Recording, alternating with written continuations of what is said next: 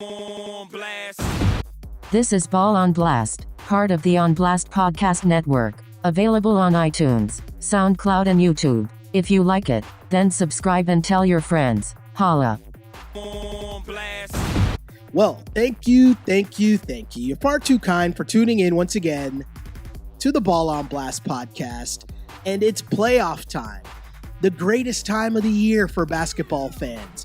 My name is Sheldon Alexander, joined once again by my guy, Andrew Webster. Webby, what's good, man? Hey, playoffs are, like you said it, man, playoffs are here. Some of these series are grinders, and it's great to see some of these playoff performances, man. How about Jrue Holiday the other night? You know what? I was explaining that. I was having a conversation today with someone at work about that series, because I was just saying, it might be like a basketball nerd thing, to be into the Pelicans versus Blazers, right? Like, there's names there. Anthony Davis is a name. Obviously, Dame Lillard is a name. But to sell someone late night after you probably already watched, an early basketball game, or maybe you watched some hockey playoffs, maybe you were watching the Red Hot Jays or something, to sell a late night. Red Hot Phillies or the Red Hot Phillies. Or did you say Mets? Is that what you said? I think you said the Mets, I did not say the Mets. Look out. Phillies are in the rear view, man. Phillies are in the rear view right now. But you know what I'm saying? After you watch a lot of sports early, it's a tough sell to then stay up late for that late night first round game 2. Do you know what I mean? Right. So especially when some of the matchups are, you're talking like 8-1s, 2-7s, like teams that are far apart. And we're seeing that in a couple of series as well, which I'm sure we'll get to. But it's really nice when you get those nice even first round matchups, man. And I mean, we thought this was going to be an even first round matchup, but it's that Blazers Pellies series is just, it's lights out Pellies right now. No, like. It's having the best player in the series on your side, man. That's what you need to have. It's crazy. We'll get a little bit more into that in a second, but I think, Webby, we'll quickly go over what's going on with the Raptors now, just because, I'll say this much, okay? Raptors won in game 1. I think it was fairly simple, nothing too crazy so far in this series.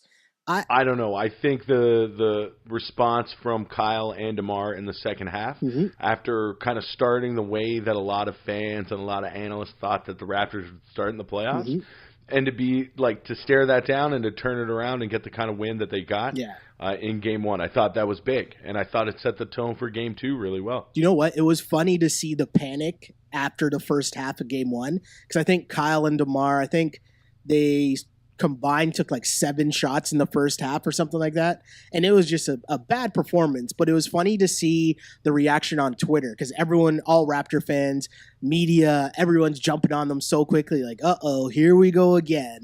And then, they turn it on in the second half, as you said, and things got back to normal and continued right into game 2. But do you know what my most annoyed, the thing that annoys me the most about the playoffs, or I guess more so this era of social media? You have a corner, right? Webby, follow me here for a second, right? You have a corner of people who are talking about what's happening right now. You know what I mean? So Lowry and DeRozan are struggling, and there's people that are going to be like, oh no, Lowry and DeRozan are struggling right now. Okay? Which is fine. Right. That's what's happening in the moment. Then you have the other corner of people that are just there to troll, to try to call out people for being wrong. And it's like, do you know what I mean? Like, so as soon as the second half happened, there's so many people tweeting, oh, what happened to all those people that were chirping the Raptors in the first half? And it's like, you're not chirping what was happening. You're just saying what was going on in the game, right? Like, if you're struggling, you're struggling. Like, that's what the storyline is. Did they come back in the second half? Yeah. And then that's what that storyline is. You know what I mean? Like, there's a corner that's just waiting to, pounce on people who are wrong. I don't understand, exactly, why it makes you the better person to point out, that, I think it's totally fair, like you say, to say, hey, wow, Kyle and DeMar came out slow, and then to get the blowback, it's like, well, like you say, exactly, they came out slow. Yeah. But who cares, man? And it's also just like, the being quick to call other people out, but you never having an opinion yourself. Do you know, it's exactly. It's so weird. But anyways, DeMar and Kyle come back hard. especially DeMar, what he put up 40 in game 2. Like, that was a great performance by DeMar DeRozan. Also, just something to it's weird to say that you could have a quiet performance that DeMar did, but it wasn't like he was ball dominating or anything like that in game 2. You know what I mean? But he put up a nice night. But you know what? It was kind of what I was saying last week. I mean, they couldn't. I don't think that the Raptors could have gotten a more favorable round 1 opponent to play into their strengths. The Wizards, their bench, they don't have one, and it's the strength of the Raptors. And then the other thing is that after a pretty slow first half and trying to slow down John Wall in the transition game, I thought they did a way better job of that in the second game. You know, it's to making it into a half-court game. That's gonna benefit the Raptors and the deep team that they have. And how about Casey? We said that, you know, in the playoffs, this is where you shorten your bench. I think he used 13 players in game 2. Yeah, I mean, first I'll correct myself. DeMar had 37 points. Whatever, you got the point. We round up here. You got the point. Unpolished and unapologetic, right? But here's the thing. You're totally right about how many people they're still playing, but I just hope that it doesn't, like, it almost burned them, I think, right? Like, I don't know if there's a need to see Lorenzo Brown in that game.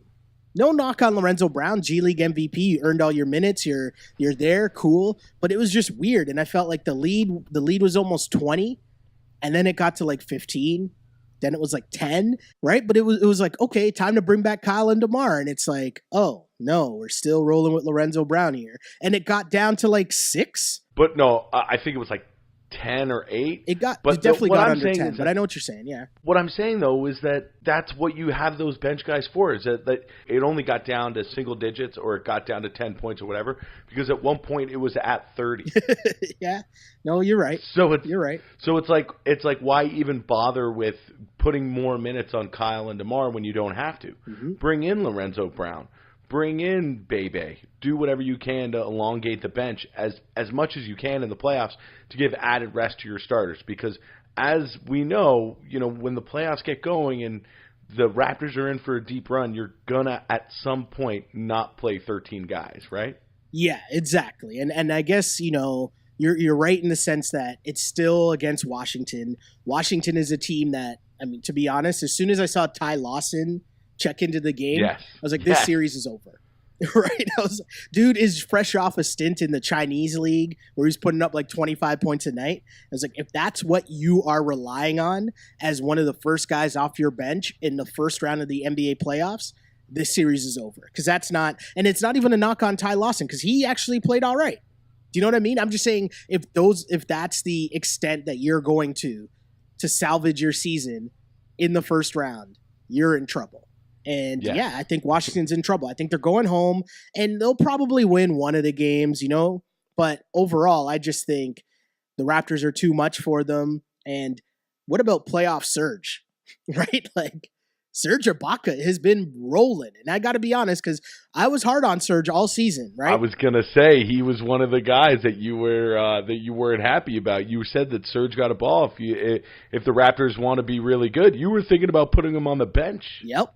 I was saying that there were points in the season where I was calling for Siakam to be starting ahead of him. I was calling for Serge's head. Like, it's totally true. And I got to admit it. I got to eat some of that now because Serge has been balling in the playoffs. He's been great. That first game against Washington. Serge puts up, 23 and 12. Just a crazy, crazy performance. And then followed that up with 10 and 9. So, like, pretty much back-to-back double-doubles. He has just been on a complete roll. Everything that's been going on for Serge so far, he just can't be stopped. He can't be stopped. It's incredible. Now, it's going to be interesting, too. Like, listen, hey, Scotty Brooks isn't the best coach, but you got to imagine that the lineup's going to get tinkered with a little bit there in Washington. Maybe they try to go small and try and play in a way that Jonas Valanciunas may not be a big factor. Mm-hmm.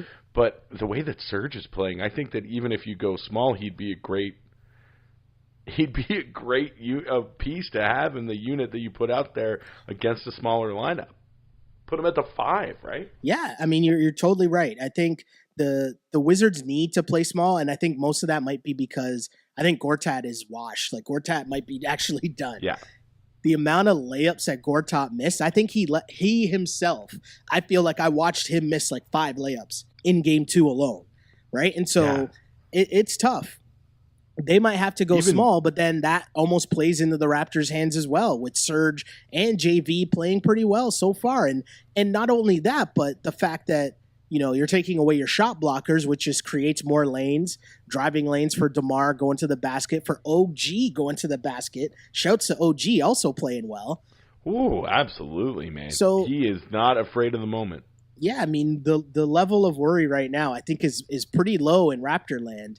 And I mean, I can't see the series going past 5. At the start of the series, I said Raptors in 6, but I mean, I don't even know if it'll go that far, to be honest, Webby. No. I said sweep or a 5-gamer if we get some John Wall heroics, but so I'm sticking with that. The other big thing going on with the Raptors, though, is Fred VanVleet. He tried to give it a go in game 2, and that didn't really last long at all, right? 3 minutes or something? Yeah, he had to come back out, but in his absence, shouts to CJ Miles and DeLon Wright.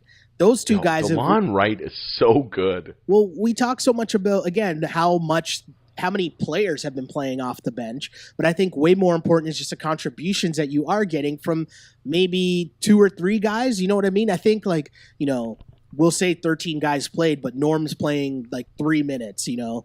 Bebe might play 10. Like, that doesn't, to me, it's not like that's not the big deal. I think like the production you're getting out of CJ Miles and especially DeLon Wright, and the underrated part about DeLon Wright, Webby, correct me if I'm wrong, I feel like DeLon Wright swung that game 1, not so much with his scoring, but because he was able to slow down John Wall. John Wall wasn't getting to the basket nearly as easily when DeLon Wright was guarding him. No, you're absolutely right. But that we've known that about DeLon for a long time, is that his defensive ability is right up there with anybody else in the league. Yeah, no, totally. Everything's going well for the Raptors. And again, game 4 was Friday night. Game 5 is Sunday. And, you know, yeah, I don't know if Washington will make it to Monday unless it's what's the old Charles Barkley TNT 1 2 3 Cancun.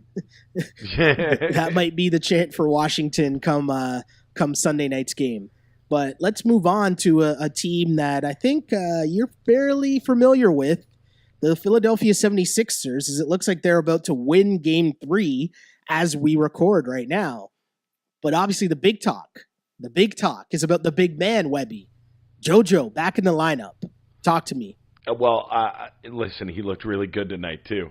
He got off to a slow start. I mean, that mask was a little weird to begin with. I think he had some problems with the fogging up or whatever. Did you see Justice Winslow step on his mask as well? Right? Like, this series is getting kind of chippy, right? You saw like D Wade and Justin Anderson, was it, getting into it? Yeah. Right? James Johnson was getting into it with Saric and with Simmons as well. Yeah, so things are getting a little chippy, and, you know, obviously we know JoJo's going to take his antics to social media now that he's back, but, you know, before we get to that, though, what did you make of the whole keeping him out for the first 2 games of the series, and then him obviously taking it to Twitter where he wasn't really happy about it at all? Sorry, I'm mixing up my social media platforms.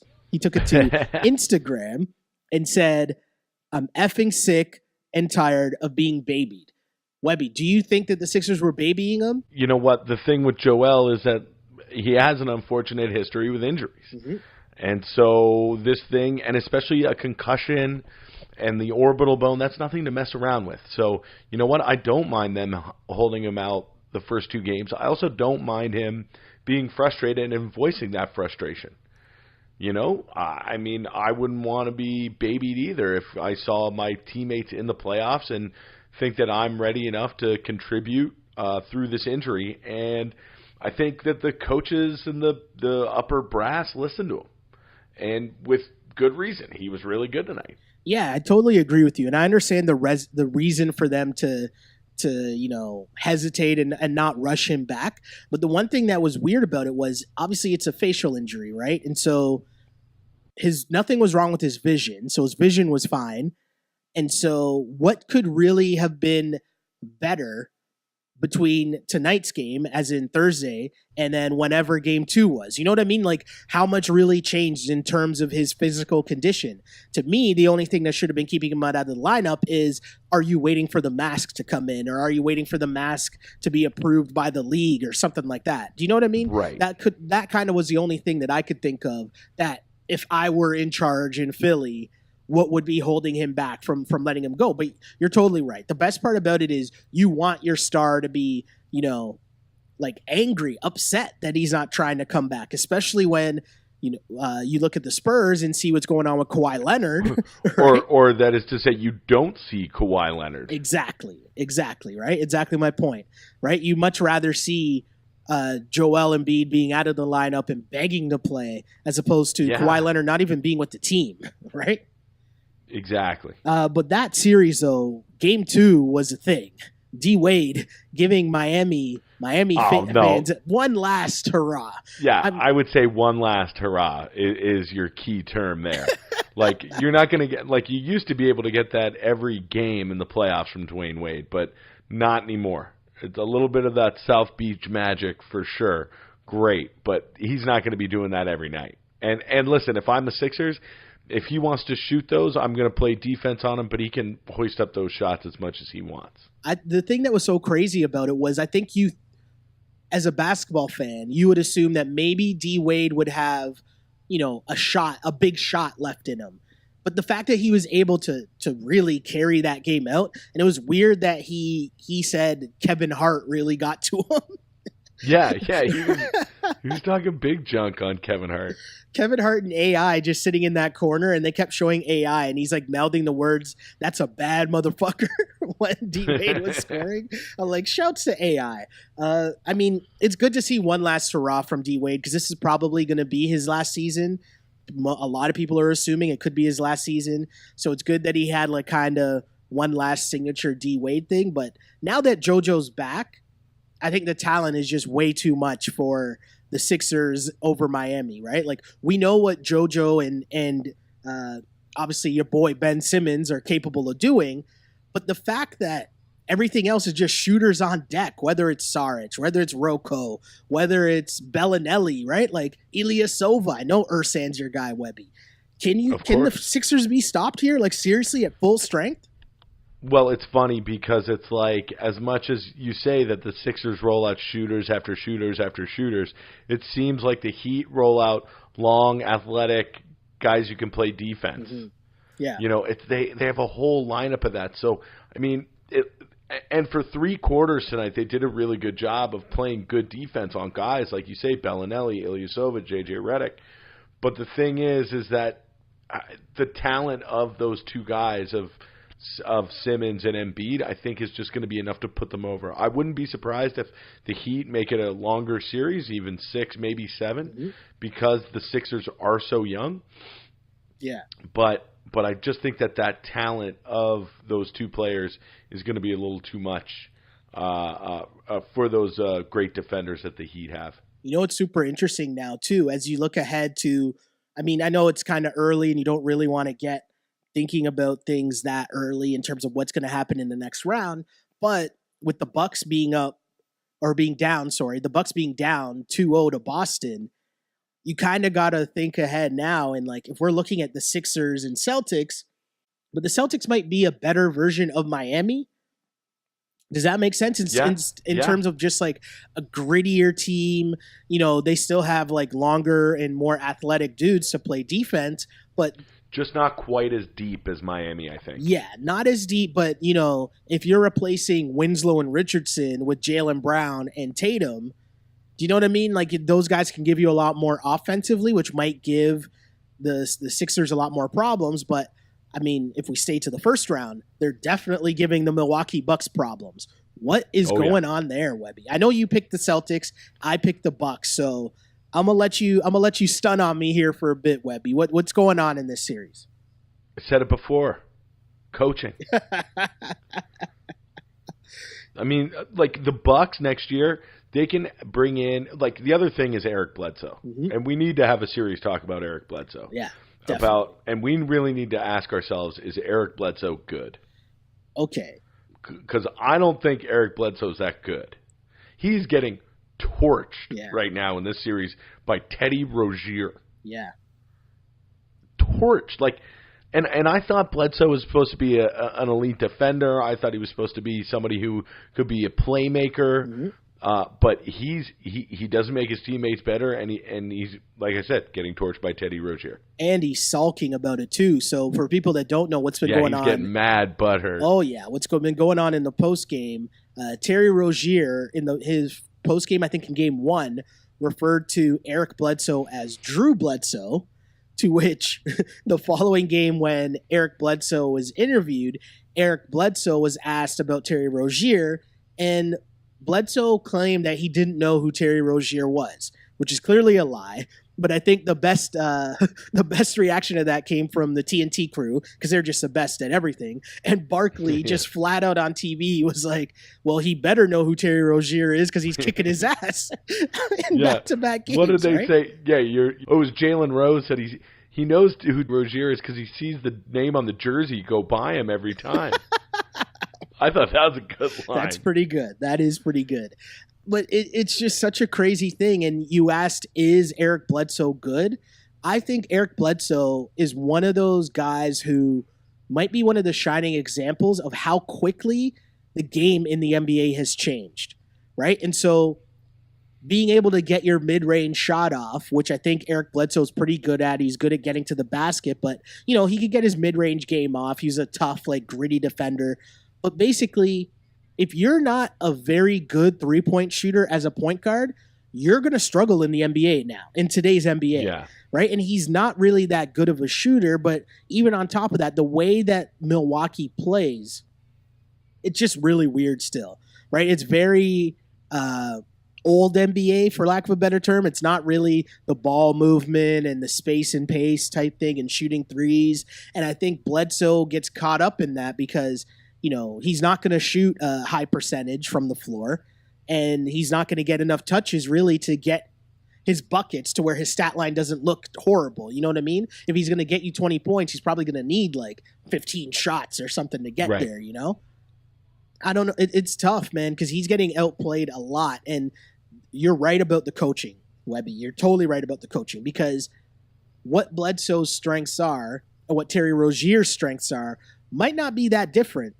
But the difference is Brad Stevens is as we were seeing, does a way better job of putting Terry Rozier in positions to succeed, whereas the Bucks still don't know what they're doing with that roster from a coaching perspective. No, you're absolutely right, man. It's night and day in terms of the coaching. The Celtics, man, I just can't believe how they're just so in control of that game, and even how crazy Game 1 ended.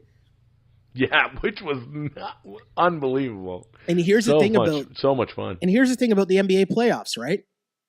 Sometimes when those games come down to overtime and you lose it as a team that already that you're going to have to overcome so much, that is such a huge blow. It's almost like losing 2 games, and we'll get to it in a second, but it's like, the Pacers, for example, they were so close to winning Game 2. And if they win Game 2 and they're up 2-0, you got LeBron James and company in a deep, deep hole. But instead, you miss a couple open shots late, the Cavs win, and now it's 1-1, and LeBron is okay.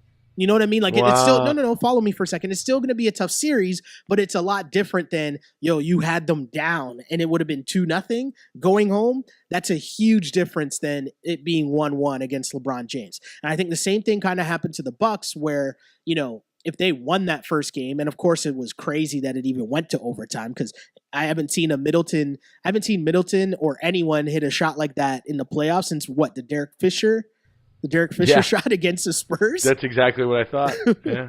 So I don't know. Do you think the Bucks have any chance of coming back? I don't. No, I don't. I think that series is over. Does it go 4 or 5? Do they win a game? 5 or 6? They win one of those home games? I think maybe they win one of those home games, yeah.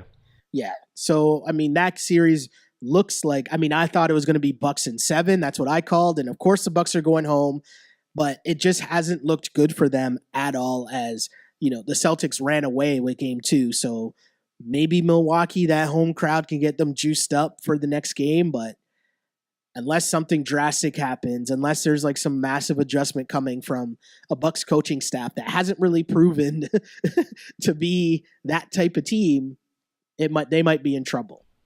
But now we got to talk about the Cavs, and I want to know how worried you are on a scale of 1 to 10 Listen, that man, the Cavs are going to lose this series. Here's on a scale of 1 to 10, 4. Here's the thing that I don't understand, okay? For the whole season, we watched that when LeBron James tries, they're going to win. And I'm not saying he didn't. Obviously, he tried in game 1, right? That's not what I'm saying. But when I'll put it to you like this. I listen to the Dan Le Batard radio show every day, right? But this morning, I was behind. So I was listening to the episode from the day before where they were teeing up the Cavs matchup, right? And Zach Lowe, who is one of the best NBA writers, we've talked about him before on this podcast, right? He was on their show, and this is heading into game 2, remember? And Zach Lowe said, the one thing about the Pacers is that so far they've had Bogdanovich guarding LeBron, and you look at it sometimes, and LeBron gets that ball on the post, and you think he can blow by him anytime he wants. He can get to the bucket and score anytime he wants. So why doesn't he just do that every time? I think that's what he's got to do right from the get-go. That's pretty much what Zach Lowe said. And then you watch how that game started, and LeBron comes out on a 16-0 run. LeBron himself, not the Cavs, LeBron on a 16-0 run. And to me, I'm just like, okay, like, it's LeBron. Unless you can come up with a way to stop him, he just needs one other dude to be on. And the Cavs, like, it'll be tough, but they're going to win. They're going to win the series. So you're not worried about LeBron putting up 50 points every game for them to win? No, because he can do that. I mean, it'll be tough. Like, I'm not saying it's going to be easy. I'm not saying they're gonna win in 5. That's not what I'm saying at all. I'm just saying they're going to win the series. I'm not worried about them winning the series because I just think, the real issue that I'm seeing with them right now is Rodney Hood and George Hill still haven't really gotten used to how you have to play with LeBron James. Okay? Yeah, that's a really good point. I just think that it seems like only of those new guys, like Larry Nance is the only one who's really taken to how to play with LeBron. Even Clarkson is a little slow to learn how you got to play with the king, Yeah, for sure. And Clarkson at least has the benefit of he's playing with the bench a lot more, so maybe LeBron won't be on the floor, or at least he knows that if it's just him and LeBron on the floor, then, okay, well, I got to get mine. I kind of got to score. But I feel like Rodney Hood, and I know this might sound weird, but you know how Oladipo looks like a completely different person now than he did with playing with Russell Westbrook? I think it's difficult to play with LeBron James, just like it's difficult to play with Russell Westbrook. And it's just in 2 different ways, just because they're ball-dominating guys. And with LeBron, you're not going to know when LeBron needs you to go, right? Like, I think you kind of had to get used to it, right? Because you're playing with LeBron, especially if you're a guard or you're a point guard used to handling the ball. You kind of got to try to be reading when he's going to go, when he's going to be literally standing at the top of the key and calling out plays and calling out directing traffic, and when he's just really going to pass you the ball and he's just going to stand at the other side of the court because he wants you to just cook. And I don't think those guys have gotten used to that yet. And Rodney Hood, you see it in spurts, but not nearly enough yet. And I just think they'll get there, right? Kevin Love, they caught a huge break. They gotta hope that. All right. So, do we know what's up with the hand? Did they say? I saw that it was like, I think Dave McMenamin said that he might have a torn tendon in his left hand, but it's not anything like he's gonna play in game 3. He'll play through it, right? Like, it's not anything. Because if he goes down, then I think it's really over. For sure. They definitely need Kevin Love because obviously he is their top guy with that ability to go for 25 that can take the scoring load off LeBron, right? But the biggest difference was they inserted Kyle Korver and J.R. Smith into the starting lineup, right? And if you think about it, those guys are a lot more familiar with playing with LeBron James, right? And you know what's a funny experiment? Watch Kyle Korver on the court. Because it's so interesting to see while LeBron is doing his thing on one side of the court, Kyle Korver's just standing there with his hands up ready because he knows at any moment LeBron can zip a pass across the court and he just has to be ready to just let that go. And I don't know. I think they'll be fine. Their biggest issue is how do you slow down Oladipo? It is amazing how much he looks and plays like Russell Westbrook. Right?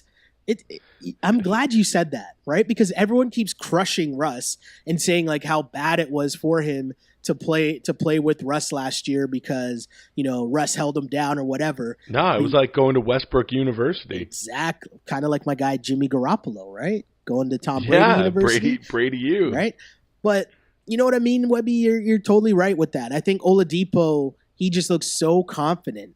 He looks so ready to just get buckets, and it doesn't matter who's guarding him on the pick and roll. It can be LeBron, it can be whoever. I think inserting J.R. Smith just, J.R. kind of gave him a different look, and that might have slowed him a little or enough, maybe. But, yeah, I don't know. I'm not worried about the Cavs that much just because same thing. It's LeBron. Okay. What do you like with the Pacers so far? What are you seeing other than Oladipo? Well, Collison. I'm really been impressed with Collison. Mm-hmm.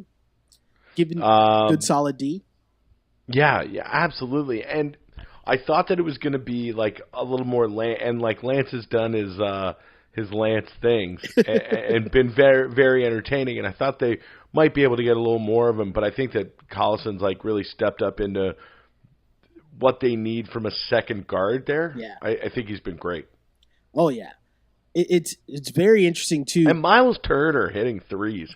I know that's something that he put in his game this year, but I hadn't watched a lot of Indiana. Yeah. And just to see him stroke it from deep, that's an awesome thing for a guy like Miles Turner to add to your repertoire. If you can, like, protect the rim on one end and stroke it from outside at the other, that's like your Porzingis formula.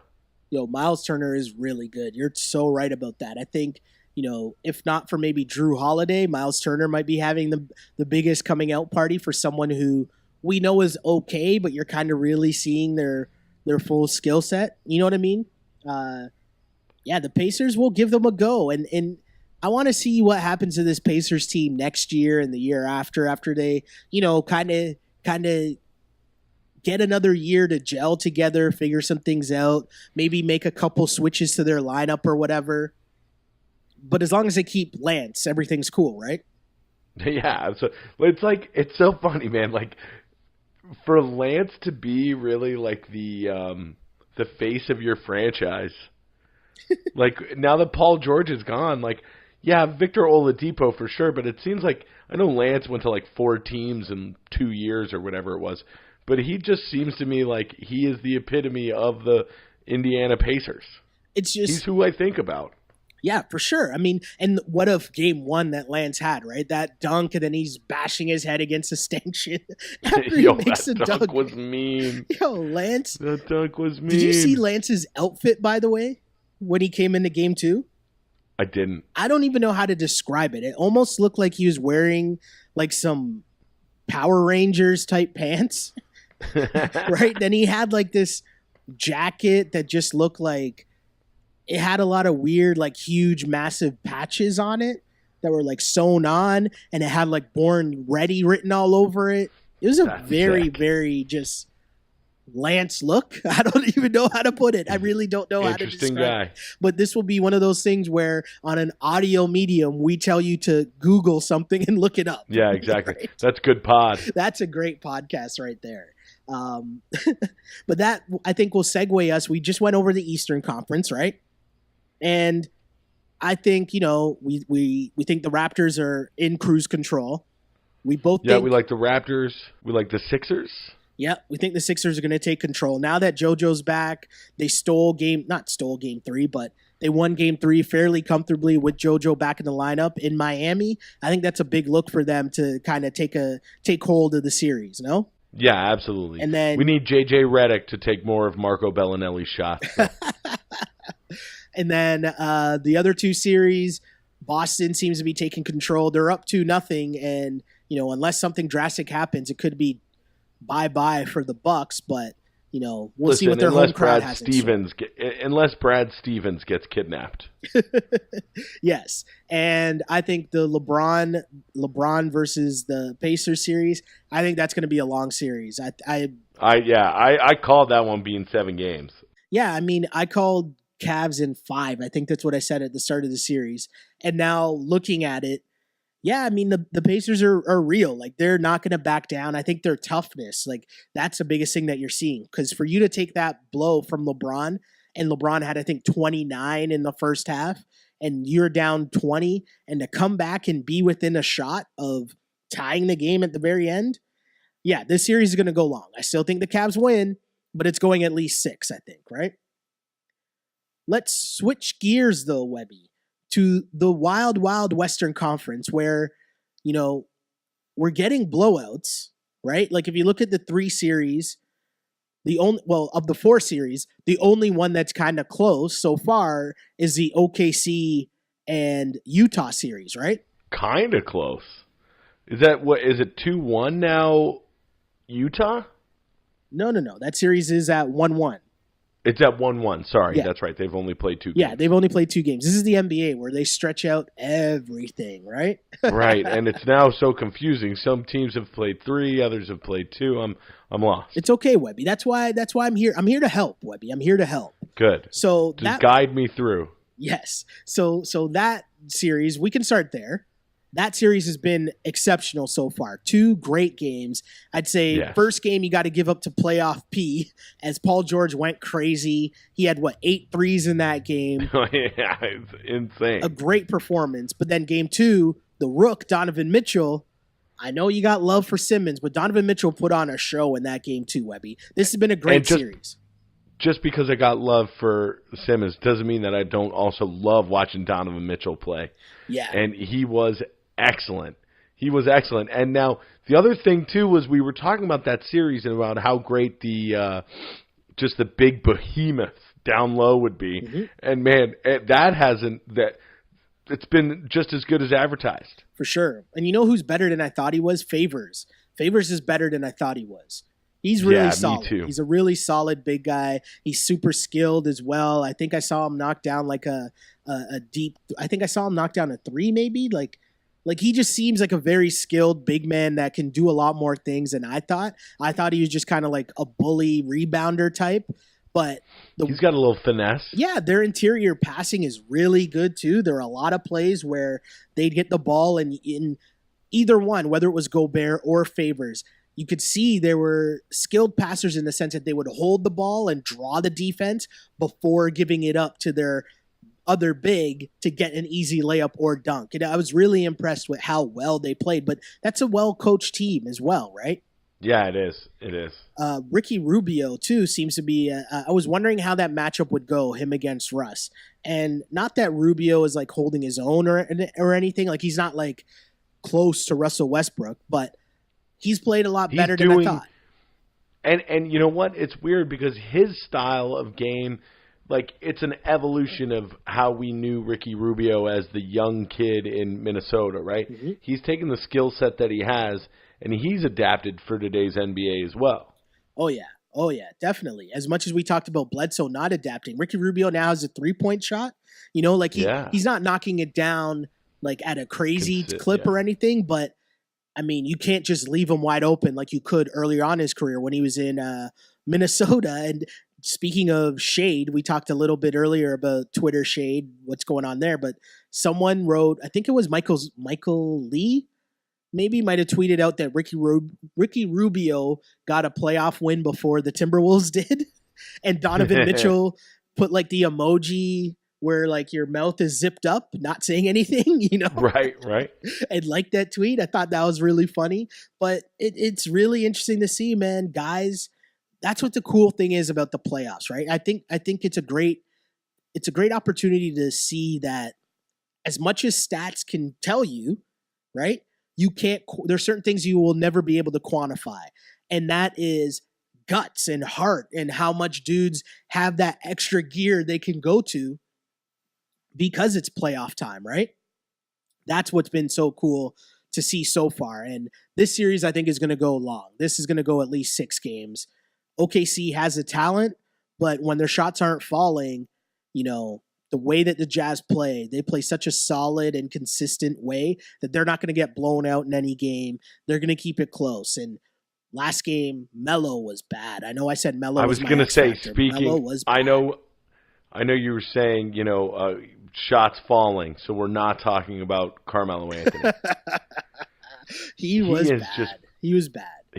He just fell off a cliff the last 2 or 3 months, man. Here's the thing, right? I think with Russ and Paul George, right? Those guys got to go every night. And I always use the example of, because I feel like all these newly formed super teams, right?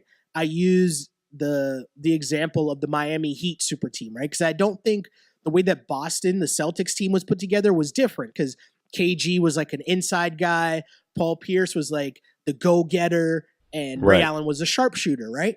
So they kind of had pieces that fit. Whereas with the Miami Heat big three and even Golden State, and now what you're seeing, I know it's weird to call, I know we're still looking at the Thunder as a big three, even though it's not really a big three. But my point here is that with these guys and how these guys have to play, you have to look at that Miami team. And really what it was LeBron and Wade were beast mode every night.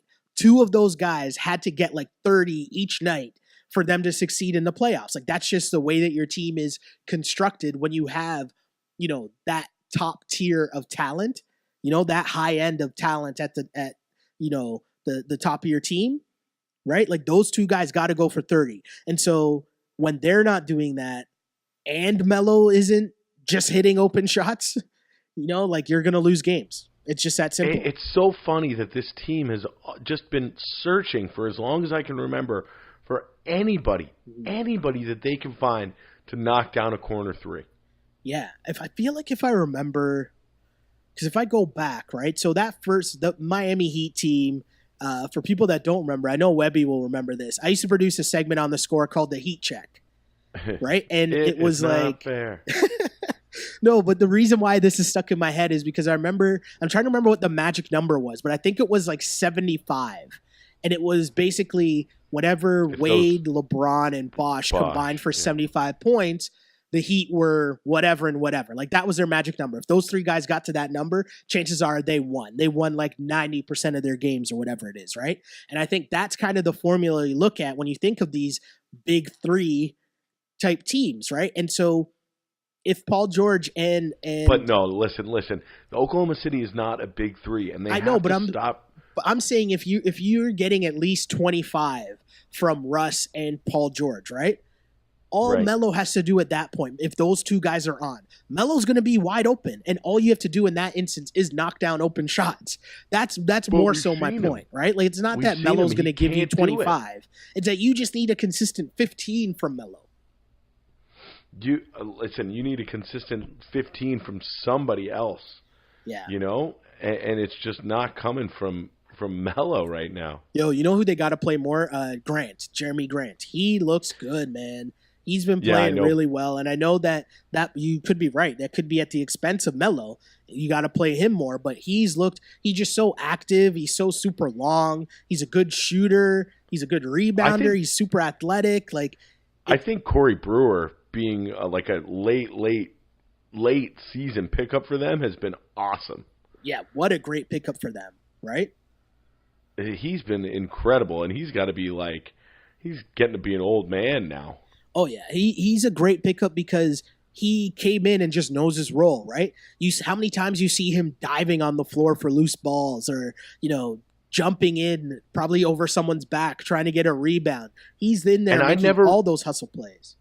I never remember him being a great lockdown defender, but they needed him to come in and play Roberson's role, and he's done incredibly with that. Yeah, he might not be, you're totally right. He might not be that lockdown defender, but it's not going to be because of hustle, right? He's still going to grind it out. He's still moving hard. He's still trying to make all those key plays. As I said, loose balls or, those hustle heart plays, or what do those Raptors t-shirts say? Hustle over hype. Right? Hustle over hype. There you go. Yeah, that's what we're seeing a lot from Corey Brewer, and he fits in perfectly because on a team with Melo and Russ and Paul George, you kind of need to have a guy that's just gonna, he doesn't care about scoring. He might score open shots or wide open shots or layups, but you need a guy to try to get that extra rebound or try to get that loose ball. This is a perfect fit. And it worked for Billy Donovan, taking one of his old Florida boys, right? The Gator Boys, was that their name? That's right. What do you think? Joakim Noah? Right? Who would have thought that right now Corey Brewer would still be a key part of someone's team, but Joakim Noah wouldn't? Corey Brewer was always the guy that I liked most in those Florida teams. He was always the guy who was hitting the threes and playing the defense, man. Yeah. For those two Florida teams, I always thought I'm glad that he has a long NBA career. Oh yeah. So as we move on to that series, I look forward to that series because I don't know.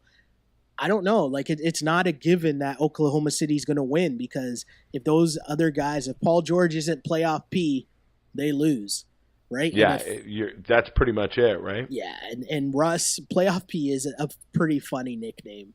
First off, that is pretty funny. I enjoy playoff P as a nickname. That's pretty funny. So it's no longer PG-13, or I guess it's PG-13 in the regular season and then playoff P in the postseason. Yes, exactly. I also like that Melo and Russ kind of enjoy like making fun of him. You know what I mean? They're kind of making fun of him about the nickname too. I kind of like that aspect of it. I like it. Those guys seem to get along. They seem to like each other. Yeah, that's a good thing. Especially like Russ and P too. Like it's going to be really interesting to see what happens with him in the summer. Super interesting to see what happens with them in the summer, especially with all the things, this might shift us perfectly into that Spurs series now because, we're talking about what's going to happen with Paul George in the summer. It looks like the Spurs are about to get swept out of the playoffs, but the big storyline going on with them, other than what's going on personally with Greg Popovich, obviously thoughts and prayers go out to Pop and his family for what's going on there. Absolutely. But the big story on the court, well, not really on the court, is Kawhi Leonard, right? And what's going to happen with him in the offseason in San Antonio because the story came today that the Lakers are going to make an aggressive push to try to make a trade for Kawhi Leonard in the offseason. And why is that really important? Because if the Lakers trade for Kawhi Leonard, that would mean that they would still have enough money to still try to go out and sign LeBron James and Paul George, right? So if you're talking that your team is Kawhi, Paul George, and LeBron, I don't even know who you have to put around that three. Listen, that's a pretty good team. I know that they would figure it out, but don't those three guys play pretty much the same position? The NBA has no positions anymore, Webby. That's a good point. That's a good point. No positions anymore. Put out your best players and see what happens, right? You're absolutely right. What do you think, though, of this whole Kawhi Leonard situation, though? Because he's getting ripped, but not nearly as much as he should be, right? No, I don't think that he should be ripped that bad. I mean, he should be ripped for especially – but here's the thing. We're looking at it like fans. We got to look at it from the athlete's point of view here, okay? Listen, Kawhi isn't necessarily – especially with the Spurs, we think of these Spurs guys as lifers. Guys like Ginobili and Duncan and Parker – who've spent their entire careers there and really buy into the system. And even Aldridge last year, something went on where he wasn't necessarily sold, and then he came back. Now we've got an aberration with Kawhi Leonard where he's looking out for himself rather than looking out for the Spurs. And I'm not here to say that he's a bad guy or he's weak for doing this because we just saw it happen with Isaiah Thomas this year, costing himself hundreds of millions of dollars. So if you're Kawhi – and you have it in your head that you want to be 100% healthy to get the max amount of money that you can, listen, Kawhi's not a dumb guy, okay? He knows that what's happening with the Warriors and the Rockets this year is that the Spurs' outlook on the season, especially with him not being 100%, they weren't going to win an NBA championship. No, I think so too. And I think that they're like what you just said is totally true. And using the example of Isaiah Thomas is perfect, Webby, because things couldn't have gone worse for Isaiah Thomas in what would have been a contract year, right? So I totally get it from that point. I think, and Kawhi's quite a bit better than Isaiah Thomas. Oh, definitely. And if you're one of the best 5 or 6 players in the league, you really have to maximize your earning potential. No. And why is it beholden to Kawhi to put the Spurs first rather than himself? Yeah, I wonder if there's something that we don't know about that went on behind the scenes, right? Because something has to happen. I feel like regardless of putting yourself ahead of the team or whatever, right? Like I feel like something had to happen to where you're able to sit in front of all those guys that you've went to wars with, right? Manu and Parker, and you've been through it all with those guys during your career so far, right? And for you to be able to say, yeah, I'm just not right. You know what I mean? Like something big had to go on, because I don't think it's just as simple as he's not 100%, right? Like I think that it might be a thing where if he really, like I question whether if he really wanted to play, if he could play or not. Do you know what I mean? Right. That's the biggest thing that I wonder. Like, is it an actual thing where, no, he cannot play? Then cool. Totally fine. Totally understand. Totally understand. Get healthy, get right. But if you can play, I really want to know what that would be like to sit in front of those dudes, Tony Parker and Manu, and tell them, yeah, guys, I'm just not feeling it. I think he has to know. Like, there has to be something else going on where he knows that he's out in the offseason. Well, that could also be why he's not showing up, is because he doesn't want to have to look those guys in the face while he's dealing with this. Yeah, I think that's. But no, I don't think that he'll be a Spur next year. Yeah, I mean he'll be on the Sixers. Just everyone's going to the Sixers, eh? Yeah, absolutely. Why go to the Lakers? Come to the Sixers. I heard Windhorse or someone talking about how if they get Kawhi Leonard, there's talk that they might not even need LeBron. But there is a way to get LeBron and Kawhi on the Sixers. Yeah, but there's also talk, and they were citing a source, obviously, that if they got Kawhi Leonard and they had Kawhi Leonard and Rocco, that they probably wouldn't need LeBron, because that's, even though it's positionless basketball, it's too redundant in terms of, Ben Simmons and Kawhi and Rocco, just in terms of perimeter guys to space around LeBron would be your third string point guard. Imagine that, eh? Imagine that. I mean, the NBA is a crazy place, such a crazy place that even when we're talking about a series in which Golden State's just going to sweep super easy, right? There's still a storyline. There's still something to talk about, right? Now you want to talk about sweeping easy? Oh, wow. Yes. Let's talk about the Houston Rockets. Man. Oh, I was going to go Pelicans. Oh, I mean, they're probably going to sweep easy too. I mean, as we're talking about this right now, it's game 3. There's 10 minutes left in the third quarter of this New Orleans and Portland game. And New Orleans is up 16 points. They already lead the series 2-0. And if they do go up 3-0, is this the most surprising outcome of the entire first round? Yeah, I mean, I thought that this was going to be a 7-game series. What happened? And it's not. But what happened was Anthony Davis, and the other thing is, how about the two guards for New Orleans outplaying Portland's backcourt? Playoff Rondo and Jrue Holiday are a force to be reckoned with. Bring on Clay and Steph, man. I think, Webby, if you were to go back and listen to last week's podcast, we discussed that the biggest matchup in this series was going to be the backcourt matchup. And we talked about it, don't sleep on playoff Rondo and Jrue Holiday. We talked about it last week, right? That this would be a back and forth series. We said it would probably go 7. And obviously if we're saying something's going to go 7, that definitely means we have a lot of confidence in the Pelicans, right? And were we expecting this? No, of course not. I mean, I thought the Blazers would still win in 7, but this is crazy. I'll admit, Jrue Holiday is way better than I thought he was. Way better than he gets credit for, I think, league-wide even, no? Oh, yeah. Absolutely underrated. What are the parts of his game that you like the most? Like, what are you seeing from Jrue Holiday? As corny as this sounds, and as, unstatistical as it is, I never thought that Jrue Holiday would come with the big playoff nuts. No, you're right. Yeah. No, I see what you're saying. I totally get that. He looks ready for the moment, man. And this was somebody that, listen, as a Sixers fan, I watched Jrue Holiday play for us, and I liked him as a guard, and I thought he was solid, Yeah. But he has transformed his game, and I guess he's a little bit bigger, a little bit more solid, but man, he can hit the open shot. He's playing good D. He's a perfect complement. His skill set is a perfect complement to play with that pick and roll, Rondo Anthony Davis connection. To have a guy like that you can trust on the wing and to be a great two guard is exactly what you need in that situation. And you know what's crazy, right? I alluded to it a little earlier, right? Because we were talking about how obviously in all sports now, the wave is talking about analytics and stats. And I dare people to find the statistical measure that would have pointed to Jrue Holiday and Rondo being able to outplay McCollum and Dame Lillard, right? There's nothing more than that than just playoff Rondo experience, right?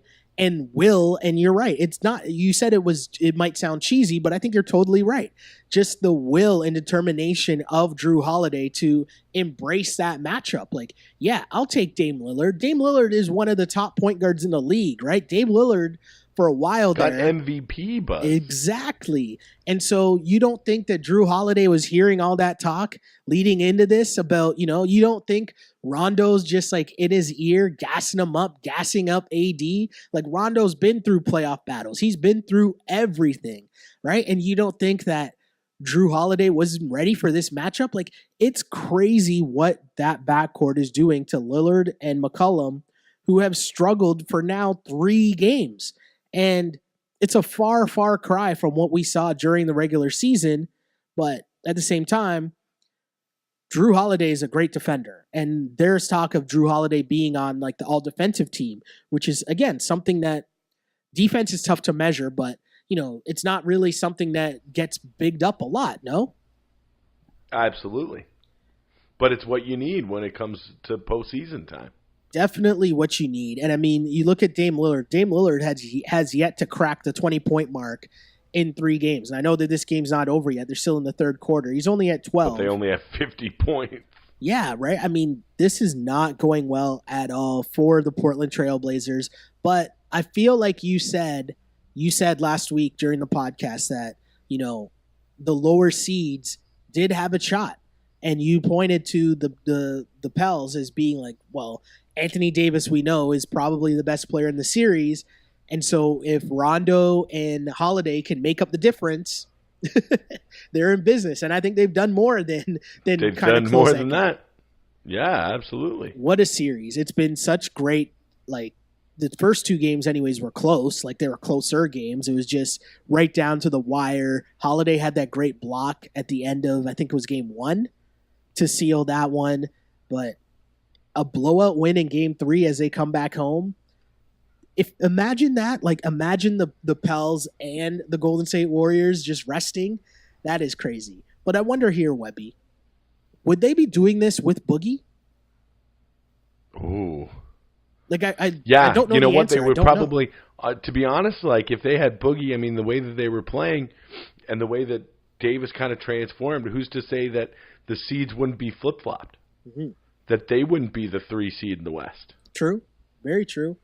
Yeah, I feel bad for Boogie, man. I wonder, we were just talking about the offseason. I wonder how this will play out in the offseason as well. Because Boogie, will he stay in New Orleans? Like, will them making this kind of, if they win a round without him, is he going to feel a closer bond to these guys? Like, man, if I was there, maybe we make the conference finals. And so he'll want to play it out. Or will the lure of, maybe teaming up with LeBron or teaming up with Paul George, will that lead him away? I don't know. I can't wait to see how this offseason is going to be so lit. It's going to be nuts. And the playoffs are still lit, right? One thing that's not lit, or someone who's not lit, the Timberwolves. What? Wow. Well, no, I don't think we can get too surprised about this. I mean, this is the same kind of thing as the Warriors, the Wizards and the Raptors. It's like you've got this team that's getting an 8 seed that is playing completely into their strength.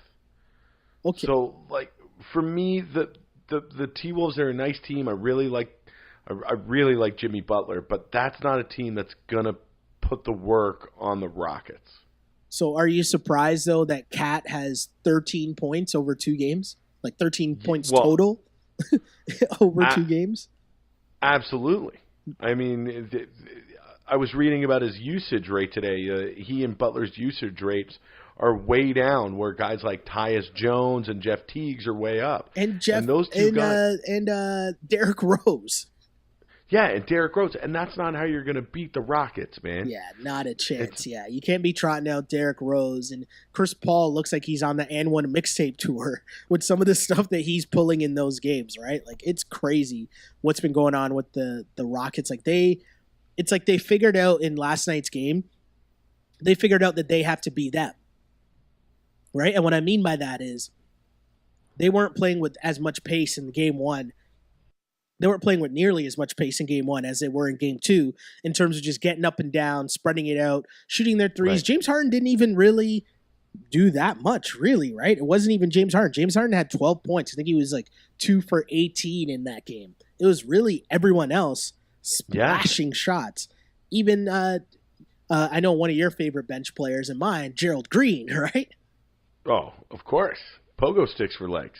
But he's transformed into a really nice bench piece for them because he can hit the open three. Yeah, again, it's one of those things we were just talking about in terms of, certain people. The NBA completely flipped within 2 years in terms of style of play, right? So, if Gerald Green 2 years ago, he was just he was just a straight scorer, right? But he could shoot threes. Now, how important are those athletic swing 3-and-D guys? If you're super athletic, you can play defense, right? So he can already score. You take that shot out, you start to be able to knock down a three-pointer. Okay, cool. Now how super valuable is Gerald Green in the NBA as opposed to, D-Wade kind of, not only has he gotten less athletic, but now you're playing mid-range game, and that game doesn't really fit in today's NBA, right? Exactly. Yeah, that's what we were talking about. Super interesting stuff, Webby. But overall in the playoffs, let me ask you, Webby, who other, and I'm going to exclude the Sixers from this because I know you TJ McConnell. I know you'd go somewhat with the Sixers, but what is the thing so far of these playoffs that you've been enjoying the most? Okay, I'll tell you what I've been enjoying. I've been enjoying the intensity to which these games are being played, and I'm enjoying the rivalries that are forming. Now, I'm sorry, I got to bring it up, but the Sixers and the Heat is forming into a really nice, hard rivalry. You're right. You're right about that. I'll allow the Sixers talk there because I agree with you. Seeing the chippiness, Utah, Oklahoma State, or Oklahoma City as well. That's developing into a really nice rivalry. Yeah, that will be a solid series for sure. But did I see James Johnson tonight? He was drawing with someone. Was it Simmons? And it looked like he was saying to him, like, don't do that. Don't do that. This is basketball. Don't do that. Like, that's what it looked like he was saying. I got to go back to Twitter and see if that's what I saw. But, I mean, to be honest, I was watching the Leaf game, and I feel like I caught it out of the corner of my eye on the second screen I had up. I had the basketball game on. Not only that, but he pulled the Larry Bird. He threw up the corner three, and he turned around to, I think it was Saric and the Sixers bench and said something as he let go of the ball, and it splashed in for three. It was cold-blooded as shit. Right? I love that. I love when things get testy in the playoffs because it's super exciting. It's super fun. Speaking of, something I thought I caught out of the corner of my eye, that also happened during the Raptors game 2. And what it was at one point when Oubre's running up the court, I'm like, did Drake just call him a bum? Yeah. And then it's all over social media. That's what I was saying. Like, that's getting to be a good rivalry. And that Celtics Bucks with Rozier and Bledsoe. Like, these teams, like some of these series aren't very competitive, as we're seeing a lot in the West and with a couple of them in the East. But, man, it doesn't mean that these guys aren't playing hard and talking shit on each other, and that's what we want to see in the playoffs. For sure. And I mean, once you're matched up against the same guy and you've been watching film, you've been hearing him talk, or someone has a good game against you, and then you got to watch their post game because it's all over Instagram or it's all over the place. You know what I mean? Like, you're going to get annoying. Like, those things that really anger you, but you don't have to see that guy for another month or whatever. No. Now you got to see him 2 days later for 40 minutes, right? And it's going to be real annoying. And some guys thrive off that because that's, James Johnson might not be as good as Ben Simmons, but he's going to use the advantages he does have and try to body him and get in his head and be the tough guy, right? Yeah, that's all you got to do is win that mental game, right? I love the NBA playoffs, Webby. But anything else you got that you want to throw out there? Man, no, I'm just ready for another weekend. I'm ready for the second round to start. I'm ready for the Sixers to continue their run to the NBA Finals. I like it. Did you catch Atlanta last week? Speaking of Drake. Yeah, I did. Speaking of Drake. Yes, I did catch Atlanta last week. It's fantastic. Again, like, we say it every week. It's like you never know where they're going to go with the show, but I'm always happy with the result. And listen, you and I, big Darius fans, and when she is at the party and on the edibles, and then Darius just shows up, that was the best. It was so perfect, right? It was so perfect. Such a good episode again, and I think they do such a good job. We talk about it each and every week of taking real life situations and kind of making a mockery of it, but like still keeping the real elements. So, and people don't know, like, that stuff about, there's a party at this mansion. Oh, yeah. And the girls meet at a certain location and they bus in girls so that people don't know where the location is, right?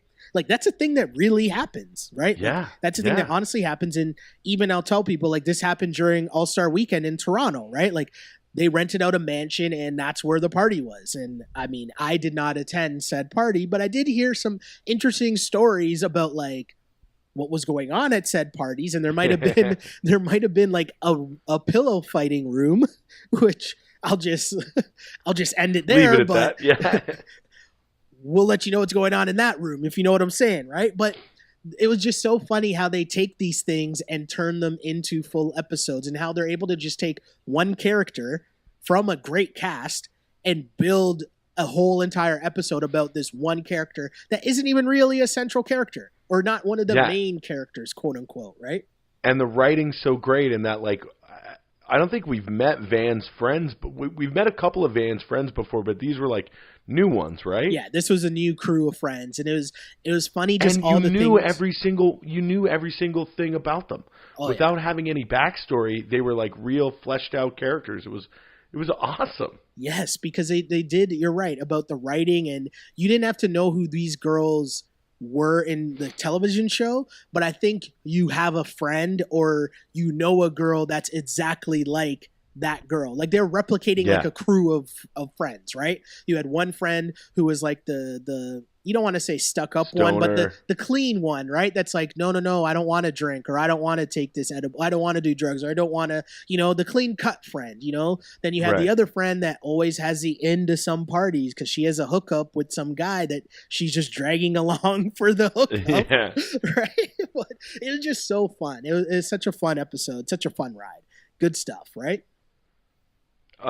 Fantastic. I can't wait to watch tonight. I'm going to say this, Webby. Billions is going to turn into our I was about to say Kevin Dillon for some reason, but I meant to say Matt Dillon in terms of sorry, but we ran out of time on this episode. Right? The whole Jimmy Kimmel bit where we ran out of time for Matt Dillon. Oh, Matt Damon. Matt Damon. Wow, that's why. What am I doing? I blew the joke. I got the guy's name wrong. Dillon and Matt Damon. Jeez. Two different. What, do we all look alike to you? Do we all look alike to you, Shelly? Wow. Every white guy look alike. Oh, man. Matt Dillon. Poor Matt Damon. I'm sorry that I gave him. Wow. Matt Dillon is doing a fist pump somewhere. How did I do that? That's amazing. That is so good. Matt Dillon. What was the last thing Matt Dillon was in? Okay, hold on. Let me think. The only one that I can think of that really comes to mind is something about Mary. Oh, wow. Yeah, that's true. Wow, Matt Damon. Wow.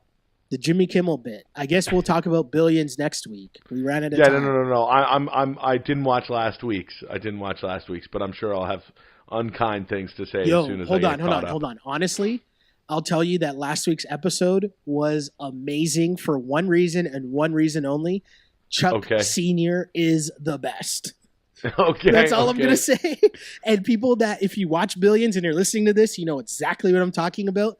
But I'm telling you, you need to watch this episode just because I'm telling you that Chuck Sr. is the motherfucking man. That's all I'll say. All right. Please watch this. Like I say, I'm in on the hate watch, so I'm in. For sure. But we ran out of time for Billions. We ran out of time for Matt Dillon and Matt Damon. But we didn't run out of time for the NBA, so we'll be back next week, of course. But until hopefully then, we'll have some second round matchup set. For sure. But until then, if you want to hit us up on social media to, let us know what you think of the series as they're going along, you can find me on Twitter at Shell Alexander and on Instagram at Sheldon Alexander. And, of course, you can find me on Twitter and Instagram at awebster84. Holler at me. And as always, this is the Ball on Blast podcast, part of the On Blast podcast network. And we are always unpolished and unapologetic. Until next time, see ya. Peace. On blast. This is Ball on Blast, part of the On Blast podcast network, available on iTunes, SoundCloud, and YouTube. If you like it, then subscribe and tell your friends. Holla. On blast.